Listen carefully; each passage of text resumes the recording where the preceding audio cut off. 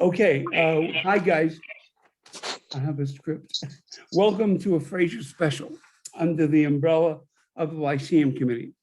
From now on, the Lyceum events will all be in person unless it can't be helped.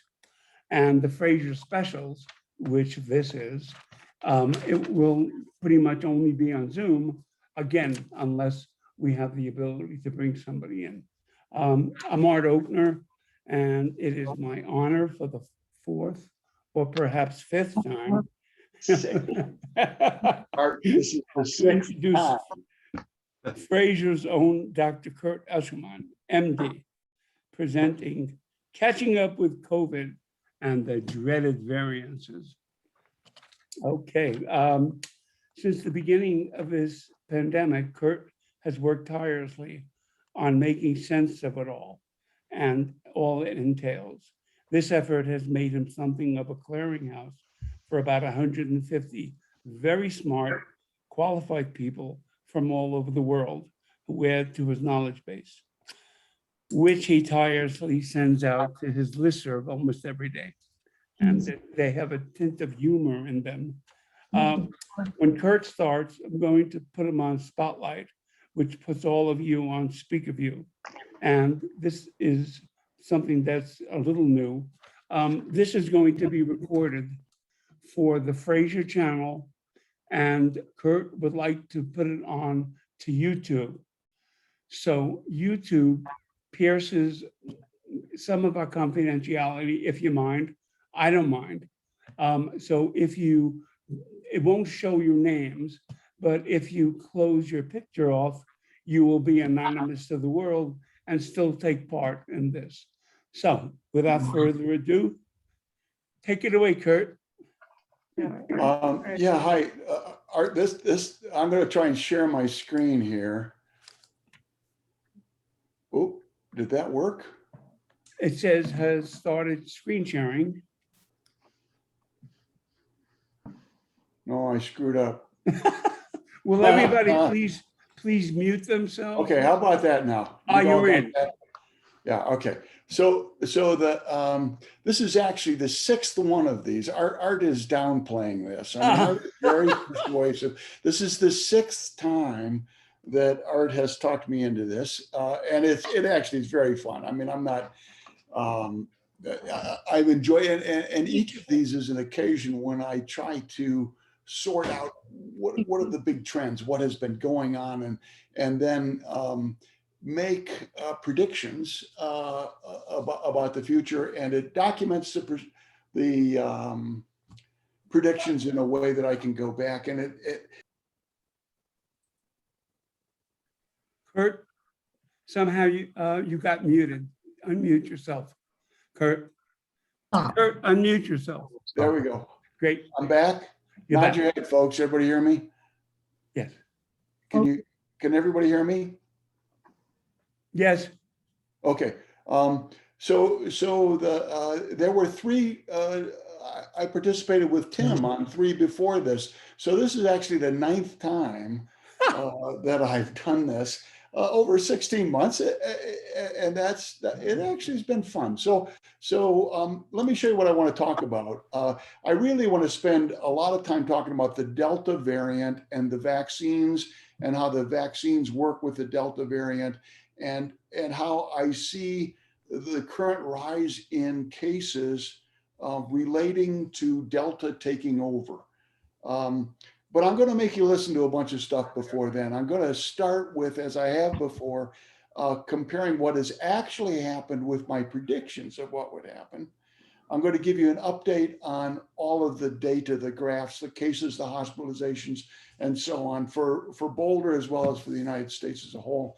And I'm going to make you listen again to the biology of mutation and variants.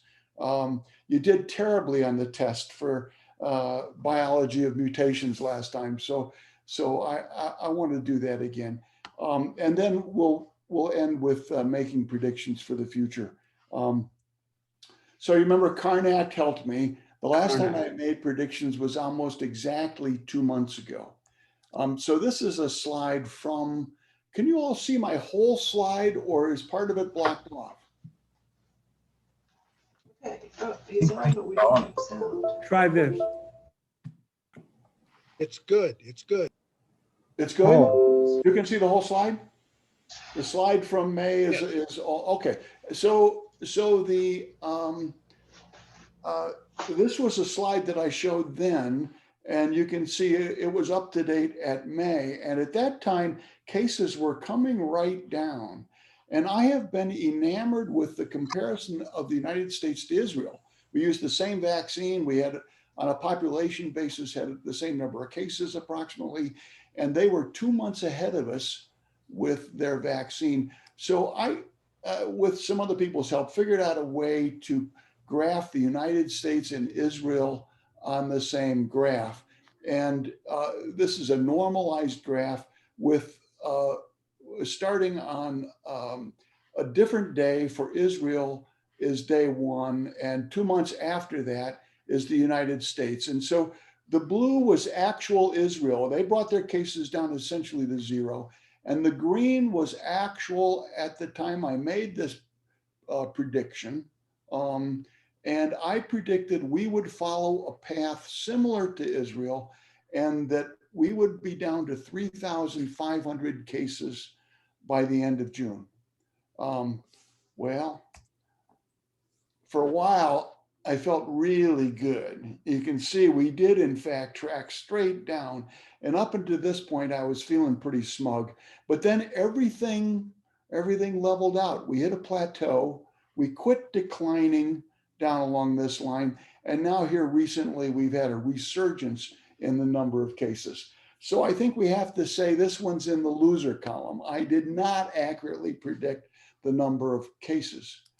But I did better with deaths. I predicted that we'd have 300 deaths per day on average by the end of June, and the actual was down to 270. And it's continued down from there. Now, I'll show you that again more later.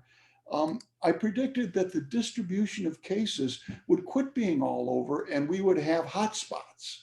And that in fact is true. This is from the New York Times, where every county is rated as to how many cases it has.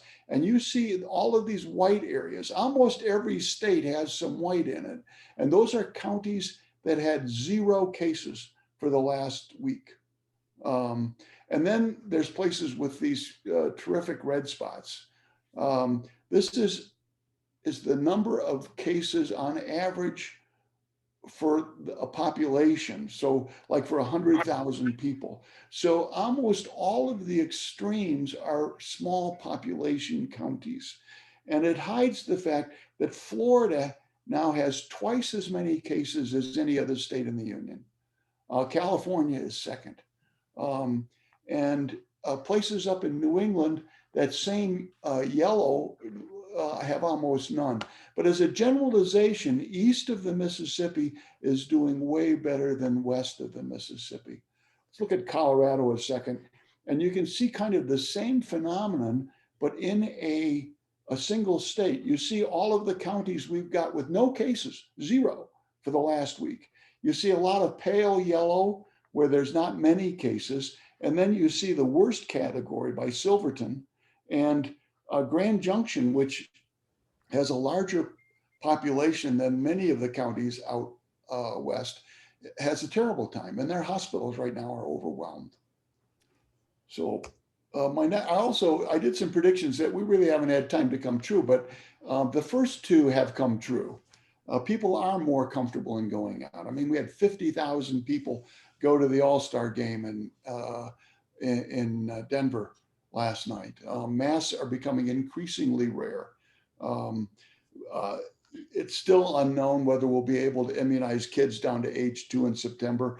And it'll probably be a state by state, institution by institution to see if the back to school vaccinations work. So let's talk about vaccines. Do you remember this slide? This one I actually did before Christmas.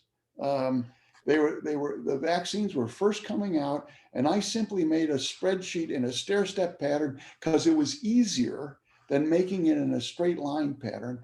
And I predicted what percentage of the population would be vaccinated. So this is the total US population, and it's getting the first immunization shot in.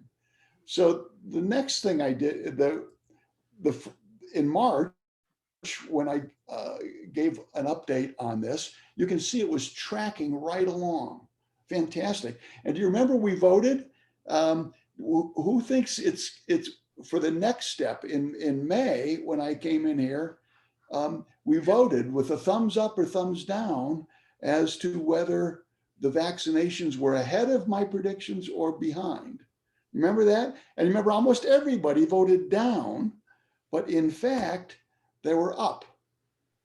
In fact, for March and April and into May, we vaccinated ahead of my predictions and ahead of schedule. So let's vote. What do you think now? I'm going to put this on gallery view. Can I do that? Or maybe you won't let me, will you? No, Okay. Who thinks this is going to be ahead of schedule or behind schedule? Show a thumbs up. Commit, people. You think you vaccinated ahead of schedule or behind? Catherine's down. How many downs we got? Oh, where? Actually, what's really cool. I'm blinded. Oh no, what has happened here? Okay. I nailed it. It came right back to exactly where I predicted. So this is where I get the Cupid doll for this one. Our vaccinations are very much on track. We're used to, the national goal was set to 70% of the population over 18. So 70% of people over 18. We didn't hit that. And so people have reacted that kind of negatively, but we are at 67.8%. Okay, it's not 70, but it's 67.8. We're just a couple of percentage points away from that. And we are almost at 90% of people over age 65. So the people who have been dying and having the worst time with this epidemic are largely an immunized population by this point. And I digress a minute. You remember, for immunity, that there's immunity from the vaccinations and there's immunity from recovering from the disease. And they're about equally potent immunity. So we have immunized 183 million people, and there's an estimated 100 million people who have had the disease. Almost a third of us have had this disease. And so you can't count all of these, because some of these people also got immunized. So assuming a 50% overlap, we are up to about 70% of the population is immune. And that's important, because we are now seeing a resurgence in the number of cases, but it isn't like what we saw in October, November, and into January, when things took off, when we were a completely we had almost no immunity. Now we've got 70% of us have some immunity, so it isn't going to get that bad. Okay, so that kind of completes my comparison with predictions. So let me run through the standard follow-up of cases and the like. So here is that graph I showed before, but now completed through. excuse me, Curt. Yeah. You did something. Is everybody not seeing that little tiny square where it should take up a majority of the screen? Anybody? I don't see your. Are people seeing the slide? No, I'm seeing a very small part of it. Let me help here. You want me to stop sharing? It's good here. No, but you did something with spotlighting. It's good here. I It's can good see on everything. my Okay, computer. if it's good, I'm in. I can see Great, it. thank you. Okay, well, good. So Art will have to listen carefully because he can't see, but this is the average daily cases, 7-day moving average. And you can see we've got this tail coming up. It's interesting, if you compare that, even as high as we are, we're still lower than any time during this epidemic since we started to be able to do testing.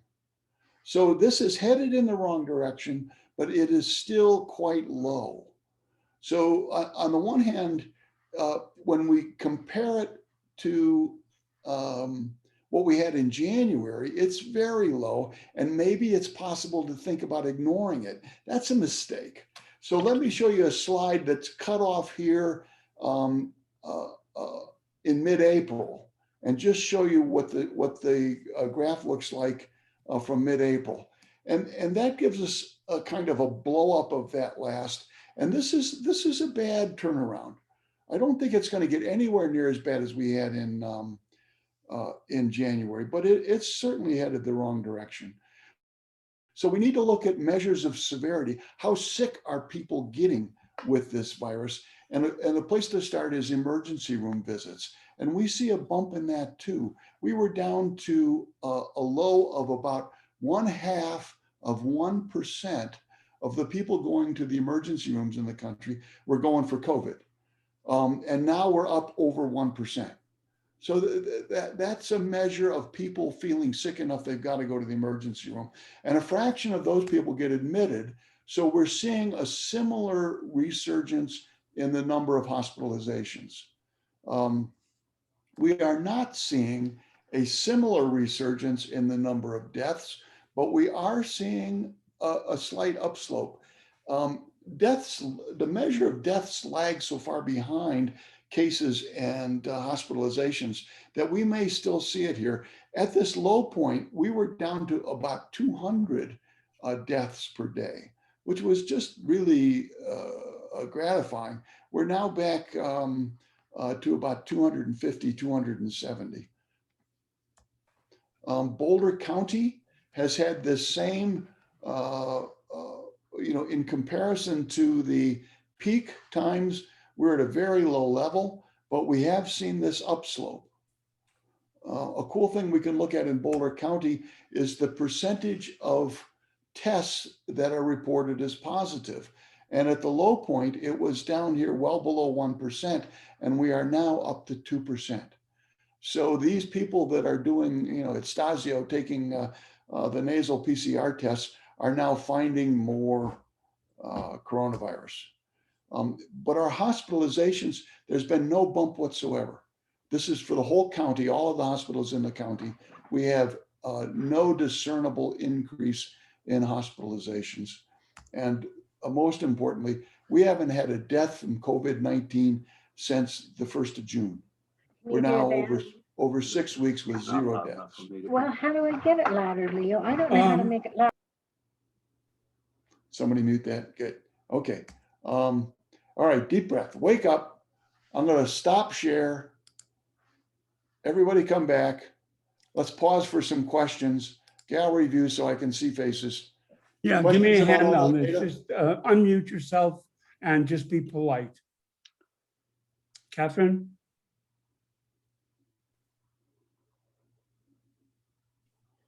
Have I put you so much to sleep, or I think ready to go on. Barb, do you have a question? Yes, Curt, can you tell me if someone has had COVID and recovers from it, should they still be getting the vaccine, or do they have antibodies so that they're safe from it again? If they are a young and healthy person, there's no evidence that they need a vaccine at all. And I think our country in some ways is making a mistake by not issuing those people a kind of ID that says I'm immune. The same way we've got cards that says, I think good evidence of having recovered from the illness is very strong immunity. But if a person who has recovered takes the immunization, then they have this huge blast in their antibodies. Very, very strong immunity, such that the second vaccine is a waste of time and a risk of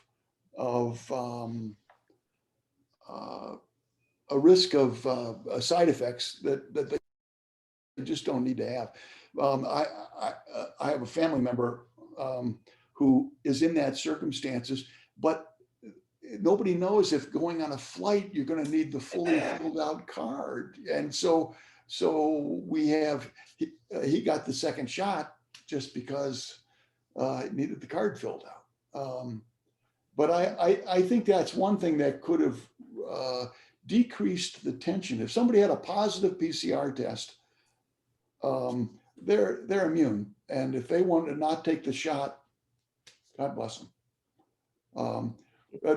Can I follow one more thing on that? And that is, if people who have not had the disease, and have had 2 vaccination shots, the Pfizer or Moderna, but they have immune deficiency diseases. Either they take medicines that blunt their immunity, or they have some other disease. There's really good evidence now that a 3rd shot for those people will raise their immunity levels. So if there's any amongst you here that have low immunity, I would encourage the 3rd shot.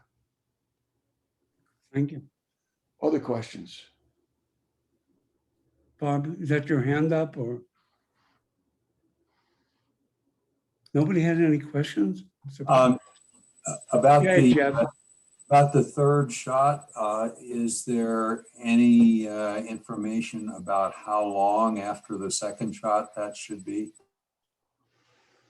No, I don't think, nobody has done a controlled trial that lined people up with different intervals. I think you certainly would want to wait 2 or 3 weeks, but you got to let the 2nd shot work before you come in with a 3rd. But I think if it's been 3 or 6 months, I would still go ahead and get the 3rd shot. I mean, I think in our circumstances here, we got it the 2nd shot at the end of February, and I would get the 3rd one with an immune deficiency problem. Sure would. Curt, I have a question. Yes. Regarding the 3rd shot, is that going to be available at any time? Oh yeah, walk into Walgreens and say I want another one, or you might actually need a physician's order. It might be best to contact. I mean, those people would presumably have a doctor who has been caring for them with those immune deficiency problems, who would be up to speed on this, and I would expect would order it. Yeah. Bev. Curt, do you know it's the Pfizer that has produced the 3rd shot. Supposing you got Moderna, can you still get the Pfizer 3rd shot? Yes. I'm going to talk more about Pfizer coming out with a 2nd version. Is that what you're thinking of? Because that one's not available. That one hasn't been licensed. But so either the Pfizer or the Moderna would be very good for the 3rd shot for those folks. And there's some people who say, hey, why not try both? But nobody knows. There's no science to saying that. Thank Catherine, you look like you were gonna, yeah. Me? Yeah. Okay, so we know that there are people among us that are not vaccinated. Are we at risk from them? Are they at risk from us? Those of us who have been vaccinated are about 95% protected. Those of us who get sick, the 5% of us who, so if your risk of getting sick before was say 10%, now we are 95% protected against the 10%. So your risk of getting infection drops not to 5%, but to 5% of whatever your risk would have been walking around. So the risk is terribly small. And almost always the disease is mild, very few hospitalizations and almost no deaths. But you can't say no. There have been people who've died after being fully vaccinated, and there are a fraction of hospitalizations, but these tend to be people with chronic illnesses, people in our age category, but people with chronic illnesses who are just tipped over by a relatively mild illness. So there's a great deal of protection. If we get sick, we can spread it. That's not impossible. And some of our illnesses will be asymptomatic, so we might even not know we were sick. So we can't ignore the possibility that we could spread it, but we're aware that the majority of spread comes from super spreaders. And it's never been documented that a vaccinated person is a super spreader. That's never happened. There's no cluster of, here are these 18 people all caught it at a party and the person who brought it in was somebody who'd been vaccinated. So I think the best thing is to say, if you've got a good friend who's immunodeficient and doesn't believe in vaccinations, I wouldn't visit them. Anybody I would else? talk them into vaccination. I sure would. Okay, that's about enough of that. Let me see if I can share screen. We're going to stop again in the middle after this next section, and then at the end. So I'm going to share screen with Keynote. Share. Okay, that worked. Everybody seeing everything? We're good. Now just a white stripe. That's what I have as well, Kurt. Yeah, me too. A white stripe. That's it. You have to maybe enlarge it. Let me see. Me How too. about that one? Can people see that? No, No, just your No. toolbar, just your toolbar. My God. Get out of the program. gonna and stop go back share. and share. There. Stop share. I'm going to share screen again. Just start from the beginning on the share. Yeah, why is it doing that? I see the white stripe too. Oh, here we go. Let's try this. Bingo. Good. Everybody good? Okay. Good. So this is back to my orientation. I'm gonna review again the biology of mutations and variants so that we can work our way to understanding what Delta is. And then I'm going to talk until you're sick of it about Delta. And then I'm going to take another break after that for more questions, and then we'll go into talking about Delta as it pertains to the vaccines. Okay. This is a model that somebody made, and you see they made these little spikes out of on the surface. They knit them, and then there's little. I just think that's so cute, and you can make it move. It has no important information for y'all, but I just had to do that. Here's an actual picture of the coronavirus. This is done with an electron microscope, and you can see those spike projections around the outside. They artificially colored them blue on this. And these spikes are what attach to human cells and allow the contents of the virus into the human cell. And you can see that actually happening over here, where a couple of the spikes have grabbed onto the surface of the cell. Now, the red in the middle, also artificially colored, is the genetic material. It's RNA. And so that makes up almost all of the interior of the virus. And then the virus has this coating that keeps the genetic material inside. And that's made up of a fatty molecule called a lipid. So that's a really cool picture. The genetic material is RNA. It's like DNA. We're used to saying DNA.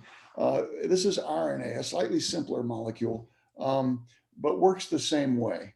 And I like to use the illustration of a zipper with 30,000 pairs of teeth. So the genetic material of that tiny little virus has a code that's 30,000 teeth long. And actually, we should call them base pairs. I'll keep calling them teeth because I like the zipper illustration. But if you're in a conversation with somebody and you want to act like you know what RNA is about, you can use the word base pair. And that's the same as the zipper combination. There are only 4 kinds of teeth. Let's say A, B, C, D. And A can only link with B. And C can only link with D. That's all there is. But it's like computer code. How you put those into combinations spells out what proteins the cell will make.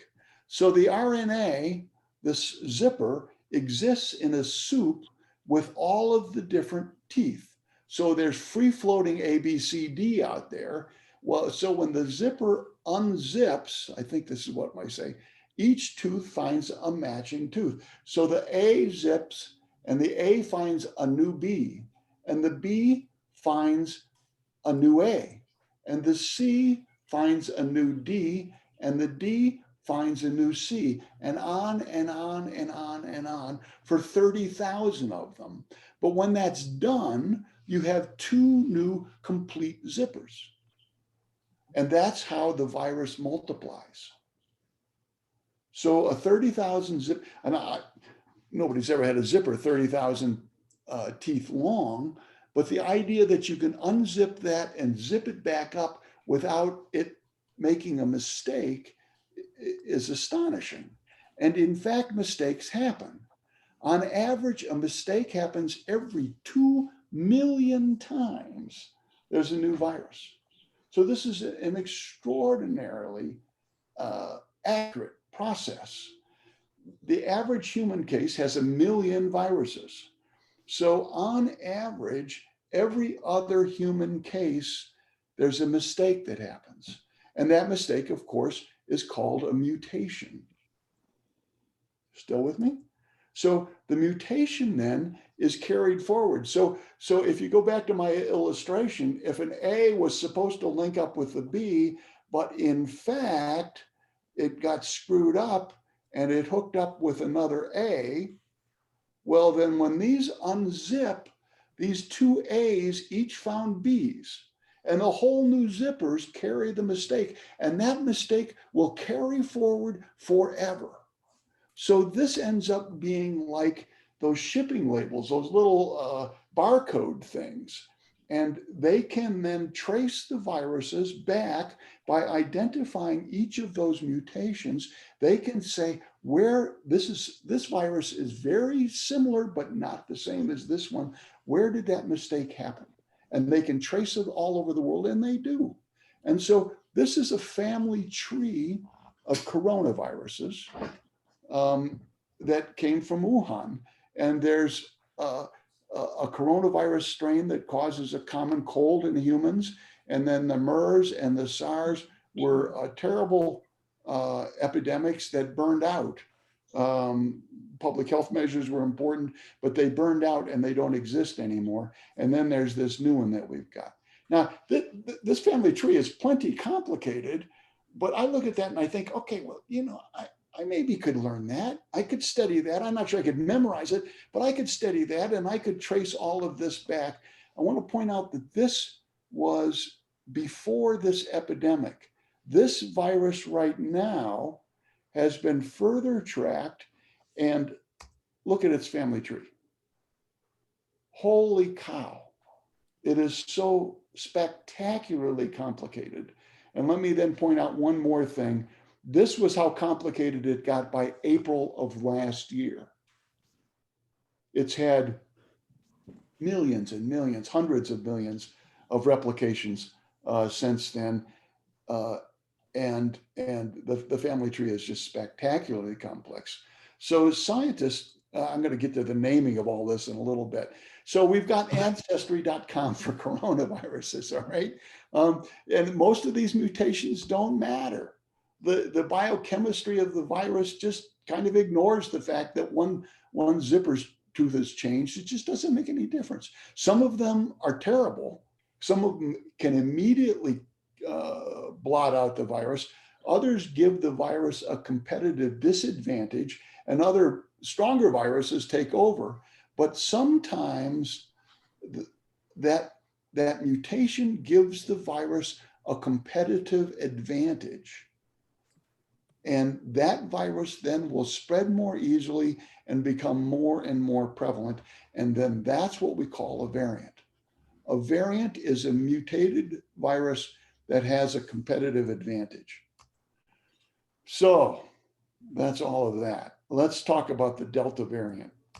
The World Health Organization identifies these variants as variants of interest, so that these are ones that seem to be multiplying and potentially have taking over. And there's three ways that they name them. We used to name them by the country. So there was the China virus, the British virus, the the South African virus, the Brazilian one, the Indian one. Those were common. That was getting hard to remember and was maybe pejorative. So the actual scientific method is to use a numbering system that's kind of like a super complicated Dewey Decimal System with decimal points that go on and on and on to identify specific viruses.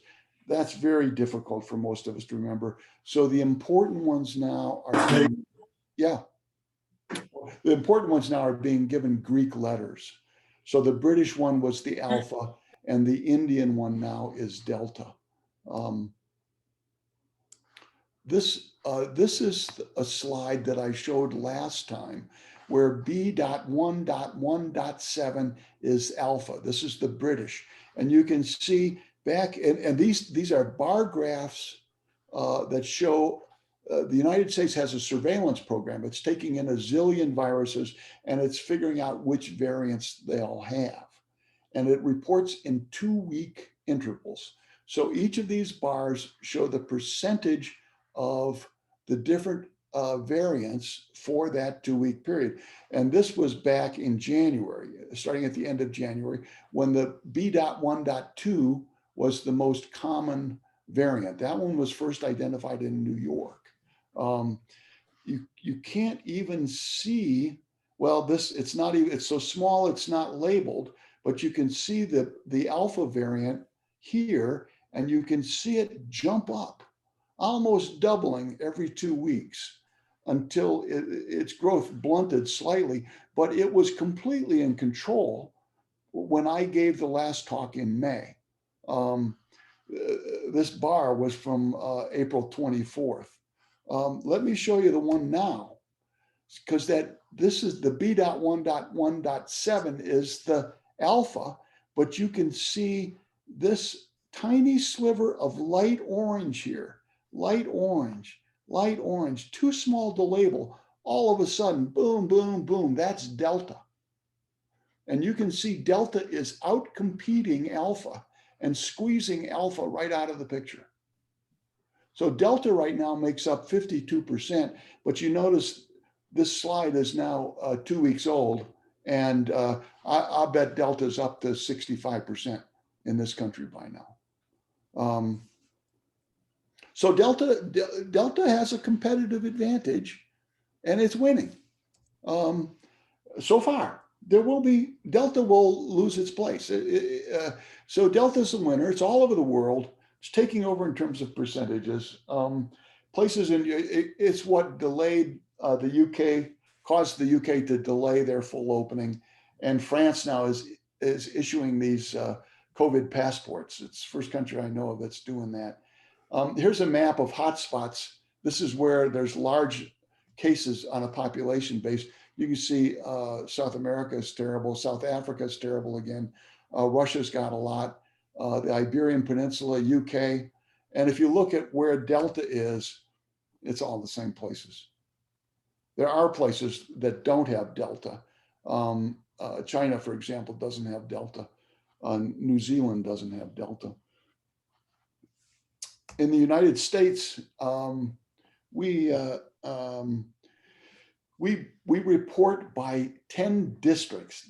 I don't know why they don't report by state. It drives me nuts. But Colorado is in the 8th district, and you can see 3/4 of the cases in our district are Delta. Delta's this darker orange on this graphic. And we are exceeded by number 7, where Missouri's going nuts in the percentage of Delta. And most other places are, there's some that are over 50%, but there's a lot that are near 50%. The lowest is up in New England, where it's only about 1/3. So Delta is all over the United States. And in places like Colorado and Missouri, it makes up over 3/4 of cases. There was an astonishing thing in Australia. So this is a picture of a mall. In Australia, they do contact tracing so seriously that they interviewed these people on everywhere they went, Where did you walk? Where did you go? And they found 2 people that said they were in the mall at the same time. So they went to the closed circuit TV cameras and found that these people walked by each other in the mall. Oh, It's described as a momentary crossover. Here's another quote: facing each other, but is literally someone moving across from each other for a moment. Close, but momentary. I mean, holy cow. So that's really contagious. But I want to point out that nobody else in the world does this kind of contact tracing. And we know that there have been super spreaders with Alpha and other variants. So we really don't know whether this is unique to Delta or whether this is something that's been going on all the time. We do know that super spreader events, people can have pretty trivial contact and still spread it. But still, this is creepy. The idea that you can walk by somebody in the mall and catch it. So I want to show you a quote from the New York Times. And my question for you is this true? The reports of new coronavirus cases are rising again across the United States, a discouraging trend fueled by the spread of the Delta variant and the sputtering vaccination campaign. Show of hands, thumbs up, thumbs down. True or false? false. God, I can't see enough. I wish I could actually count these. True or false? Okay, everybody's got to commit, even if you won't show it on camera. Is this spread, the rising cases, okay, that's true. Is it fueled by the spread of the Delta variant? And is our vaccination campaign sputtering? All right, let me go back to this. This is the one where we see the Delta variant pushing out the Alpha variant.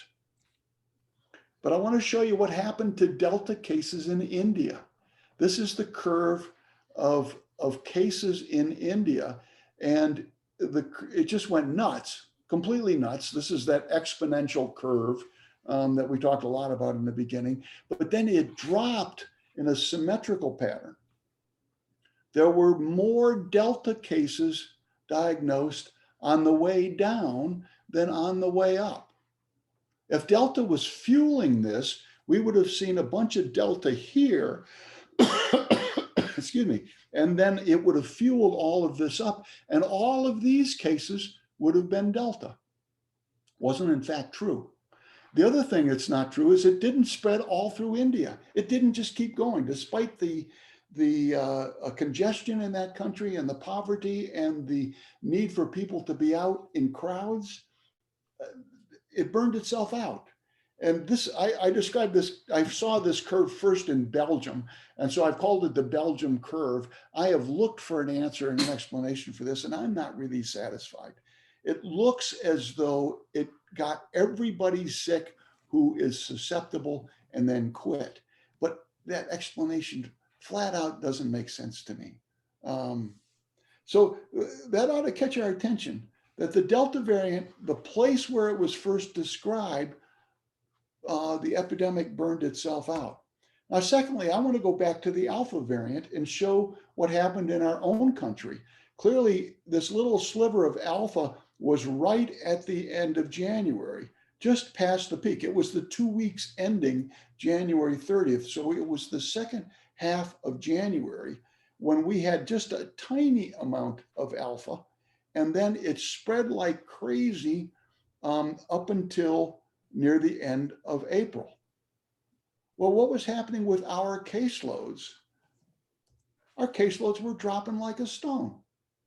Here is the end of we peaked on January 11th. That was the peak of our epidemic. So in the second half of January, which was first measured with that tiny amount of Delta, we had almost no Delta, but the caseload was dropping like crazy, not Delta, Alpha. Up here, we had almost no Alpha, the alpha came out and took over on the way down and then stabilized in here. So in the same way, we would say, is delta fueling? Alpha did not fuel a surge of cases. Alpha came about as the cases were falling. So let me pose it as two other questions that you're going to have to commit to. It's kind of an either or, although it can be both, I suppose. Does Delta cause more cases by infecting people that would not have caught COVID-19 from Alpha? Does Delta infect people that would not have gotten sick otherwise? Or does Delta just outcompete and cause infections in people who would have otherwise caught the Alpha variant otherwise? It's very important. If you believe this one, it's fueling the number of cases. If you believe this one, it's just been along for the ride. And the reason we're having more cases is we're having 50,000 people in a stadium. You know, we've loosened up. We quit wearing masks. We're going to dinner together. All of the things that we're doing. I'm going to talk more about that coming up. First, your questions. So let me stop this share. I've gone on and on about the biology and the Delta variant. Have I sparked any questions, or have I just baffled you? Well, yes, all right. Pat, did you have a question? Got to unmute, Pat. Yep, unmute yourself. So there's a large percentage of folks that are refuse to be vaccinated. So will we ever be rid of this problem of COVID? No, we will never be rid of this. I want to come back to the adjective large. Thanks, Boo. She's saving me here. I don't think any expert I've ever read believes the coronavirus is going to go away. It's not.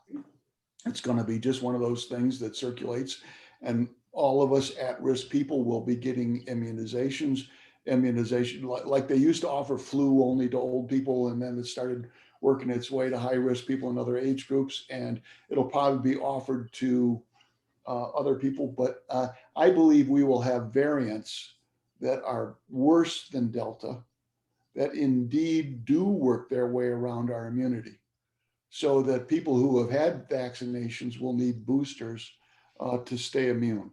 Now, I think that the question of a large number of people refusing, well, 2/3,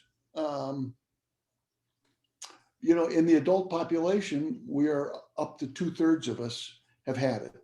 So I guess you can characterize 1/3 as a large number. It's almost all young people, or it's mostly young people. If you stratify it by age, 90% of old people, almost 90% have taken it. So I guess that is a large number, and they do. I hold some negative emotion for those people, and I wish we didn't have this huge cultural divide. And if you could go back and play it over again, we screwed up in the very beginning by our experts saying the mask. Remember, we were all washing our Amazon packages with disinfectant, and there was disagreement even among the experts about whether masks mattered. And places who universally adopted masks, Japan, South Korea, Australia, New Zealand, had done this. And the mask became this symbol of our divide. If we could roll it back, that was the most important mistake. But anyway, all right. Sheila, you got a question? Actually, he answered my question pretty much. There probably will be something after Delta. There will be another mutation, and who knows what that will do. But the COVID itself will become, we hope, more like the flu shots that we've been getting for the last decade or more. I Is think that that's correct? right. I think that's right. And the new methodology of using the messenger RNA may mean we get our flu shot and our COVID shot at the same time. The potential of combining these shots has gone way up with this new technology. Catherine, did you have a Yeah, question? so my question is, the countries that have been really good at managing this, like New Zealand and Israel, are they seeing Delta? What was the first example? New Zealand Oh, and yeah. Israel, are they seeing Delta? New Zealand and Israel are two great illustrations of the different methods. New Zealand has done it with strict public health measures. They closed their borders, they quarantine people, they isolate people, masks, and they do it very, very strictly. And so they are way behind us in terms of immunizations, but they have no Delta. Israel is ahead of us in immunizations, had a similar epidemic to ours, shut it down essentially to zero. They at one point had 0 deaths, 0 hospitalizations, and like 5 cases per day for the whole country. They shut it down completely, but they've had some resurgence too. They're up, the last time I checked, they were up to about 400 cases per day. Israel is the size of a large state here, sort of Pennsylvania size, bigger than Colorado. So, you know, most of our states would be pretty happy with only 400 a day, but right now, but there is Delta in that mix. Israel does have Delta. Anybody else? Good questions, people. Hold on. Sandra Behrman. The Israel study shows that the shots did not last that long. I lost you. Hold on. There was one HMO. Israel has a national health system that is run through, I think, 5 HMOs. One HMO medical director reported unpublished data that showed they were having more than expected breakthrough infections with the Delta virus. That's not been published, and it was only the most recent month. It's hard to make anything out of that. There has not been excessive breakthrough hospitalizations and deaths reported anywhere that's published. Now, you know, the numbers jump around. It's not 95% everywhere. Some places it's 88, and but the firm evidence now is that the Delta is sensitive to our vaccines. May I ask a question? Yeah. Yeah. I don't know your name. It's Patty Guilford. Curt, would you go into a restaurant today? Yes. And have, I've got a dilemma though. We're taking our granddaughter on a trip next week, and she's 7 and not immunized. So we're trying to figure out how to keep her safe. You know, I'm old, but otherwise healthy. And I think for me, the balance of quality of life, I think if I had chronic respiratory diseases, if I was immune deficient, I wouldn't be doing it yet. Well, I get infusions every month for respiratory deficiency. So maybe I should be more careful. I think you should talk to your doc. I think you might well be a good person for the 3rd shot. You certainly should ask that question. Yeah, that's what I'm about to ask because of your presentation. Yeah, and I would, you know, what extra precautions are needed? Thank you. Because everybody would say we're going to get at least 5% of us. There is at least that 5% breakthrough risk. So if you've got serious illnesses where the 5% might tip you over the edge, you want to be more careful. Thank you. I'm running along here, guys. So let me share screen and move on with this puppy. I've got the big finale to come here. Okay. All right, so you can see we're down. I want to talk about the vaccines and the Delta variant. This is a graph of each state with the percentage of people in that state that have been vaccinated. This is fully vaccinated, so 2 shots. And Vermont leads the list with 66%.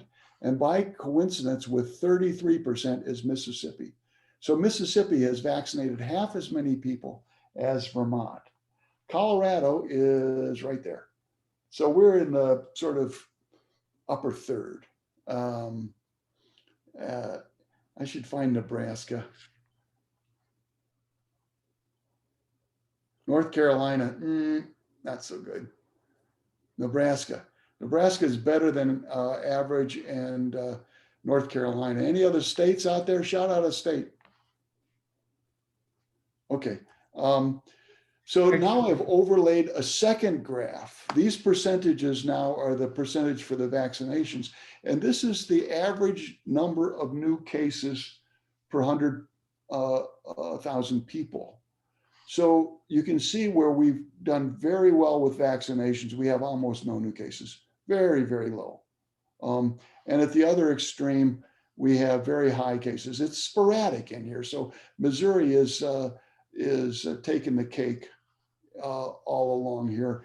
But as a trend, as you would expect, the more vaccinations you have, the fewer cases you have. Ready? Back to that same graph. And now I'm going to overlay the percentage of cases that are due to the Delta variant. I'll call your attention first to the right-hand side, where even though we have done the best job with vaccinations, fully a third of people have the Delta variant. That looks good compared to everybody else. And your eye kind of wants to make a trend like this, like that trend line for cases. And so I kind of was putting my hand over that part saying, well, is there really a trend? And then I realized I don't need to put my hand up. I can just amputate. So I amputated the best 7 states in terms of vaccinating people. And now you see the percentage of states by their Delta variant, and there is no trend. The better you, except for those 7 states maybe, there is no trend. If you vaccinate a higher percentage of people, you do not decrease the penetration of Delta in your district, in your state. This surprised me. I really was kind of into how much is the Delta fueling this thing, but in fact, Delta doesn't seem to correlate with vaccination or that much with cases. So back to my 2 questions, probably both are true, but much more the latter. I think Delta probably does cause some people to get infected that might not have been infected with the Alpha variant. But much more importantly, Delta is an effective opportunist. And if you give it an opportunity, it will outmuscle the Alpha variants and the other variants. And that's how it's taking over. But most of those opportunity cases would have gotten sick with one of the other variants. And back to that New York Times statement from today, I think this is false. I do not believe that I agree that we have something of a discouraging trend right now. I do not believe it's fueled by the spread of the Delta variant.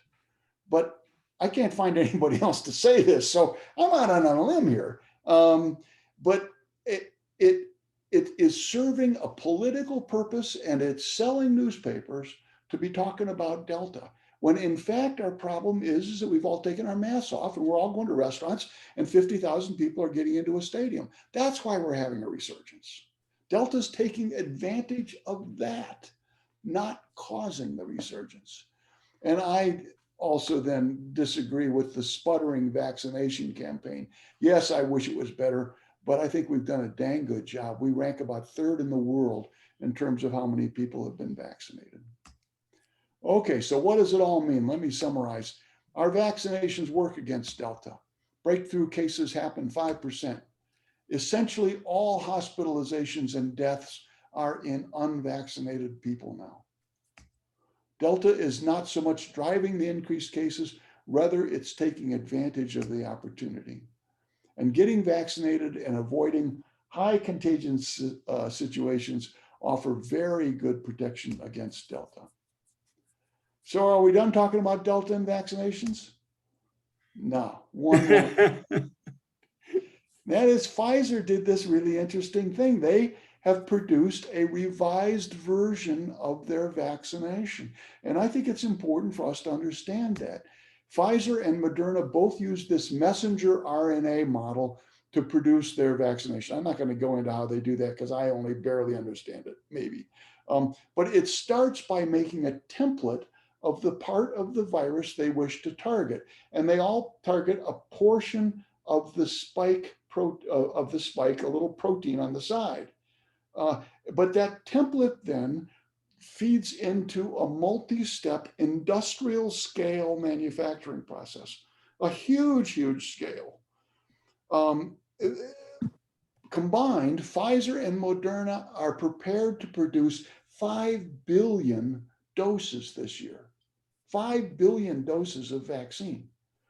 To change, all they need to do is change the template that they begin with. So within 2 months of deciding to change the template, they will switch their entire manufacturing over to the new vaccine. That's spectacular. So right now, it's not so important because the Delta responds to the original version, but they have an expanded version out there already. And we do believe that when the new variants come along, within 2 months, they will shift over their production and be producing hundreds of millions of doses per month of a vaccine that's effective against the new variant. That's, if you ever wanted to finish on a high note, there it is. All right, enough already. I'm not going to pause for questions because I'm behind. Let me go ahead and do my predictions for the future and we'll take questions at the end. I think we're going to continue to see this rise. I think it'll go to about 50,000 cases. That's about twice as high as we are now. Last winter, we were at 250,000 cases per day. So 50,000 isn't in that same ballpark, but it's high. The number of hospitalizations will rise and will saturate local resources. That's already happening in Grand Junction, Colorado. The number of deaths per day will not rise proportionately to the number of cases, but it will not decrease to zero either. I don't think we have the political will to reimpose mask and distance requirements. I don't think it'll happen. I think we'll get a bump in immunizing young people this fall, and states that do not immunize young people will see a bump in new cases when the kids go back to school. But I think we're going to start offering the shots. They're testing it right now. So I think we'll be offering this shot to kids 2 years old and up by September. Delta variant is going to take over. And I think what's going to be obvious within a month or so is that people are basically making a choice. There's going to be a lot of coronavirus cases out there, and people will be choosing to either get vaccinated or get sick. And it's not going to be maybe I can avoid both. There isn't going to be a whole lot of avoiding both. I mean, some people will be lucky, but people were going to be choosing which they want. And unfortunately, bad information is going to continue to drive much of decision-making for people. Long-term, variants will arise worse than Delta. I think eventually we'll have variants that figure out their way around our immunizations, and we're going to need boosters. And it may become an annual event for the elderly. And hopefully, at some point, I'll be able to say no to art and find a new hobby to fill my mornings. I wouldn't bet on it. Okay, I'm going to stop sharing again, turn you back. Other questions? I have a question, Curt. Yeah. If there were no vaccines, what percentage of the population? It wouldn't be 100% that would get wiped out. So these numbers, like taken at the 2018 plague, If we had no, do I understand? no your question? vaccine.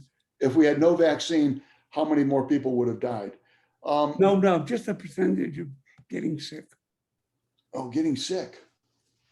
Is that an answerable question? I bet 90%. It's in that ballpark. There is this phenomenon of herd immunity where a person gets sick with coronavirus and everybody they run into it is already immune. And so nobody catches it and the disease dies out at that point. So there is some percentage point at which it, but that preserves sort of say 10% that are there to get sick next time or under the next circumstances. And so the thing kind of stays at a low level, but hops around and continues to be a threat. We know right now we're at 70% immunity. That's a pretty solid estimate. And 70% has not stopped it. So the percentage would have to be higher than 70. I bet 90 is a good number. Okay, I have a question, please. We have grandchildren in junior high, high school, and college.